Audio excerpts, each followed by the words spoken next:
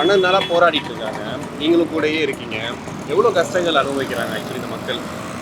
பிரச்சனைகள் வந்து நான் சொல்கிறது பொருத்தமாக இருக்குமான்னு தெரியல. நான் பார்த்ததுலேருந்து சொல்கிறேன். கிட்டத்தட்ட 12 நாட்கள் ஒரு நாள் ஒரு இடத்துல 1 மணி நேரத்தில் உட்கார்றது கூட ரொம்ப சிரமமான ஒரு விஷயம்.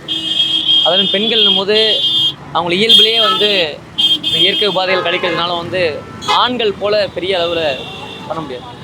அப்போது கார்ப்பரேஷனில் ரொம்ப பேச்சுவார்த்தை நடத்தி தான் அந்த பாத்ரூம் ஃபெசிலிட்டிஸை வாங்கி தர முடிஞ்சது. பாத்ரூம் ஃபெசிலிட்டிஸாக இருக்கட்டும், மழை அடிக்குது.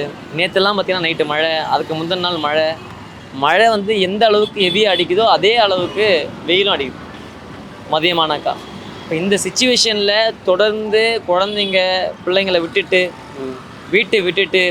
வீட்டில் வேலைகள் இருக்கும், துணி துவைக்கிறதோ சாப்பாடு செய்கிறதோ, அப்படி எண்ணற்ற வேலைகள் வந்து பெண் தொழில் வந்து ஆண்டாண்டு காலமாக அந்த சமையல் கட்டிலே வந்து இருக்கக்கூடியவங்க, அப்படி மாற்றப்பட்டவங்க இந்த ஆணாதிக்க சமூகத்தில்.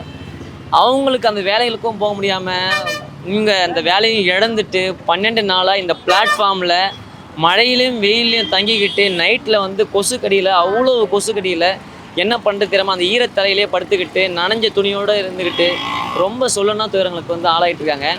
அதை அந்தந்த தொழில்கள்கிட்ட போய் கேட்கும் போது இன்னும் வந்து அது எவ்வளோ வலிமிக்கது, எவ்வளோ ஆழமானது அப்படின்றத புரிஞ்சுக்க முடியும்.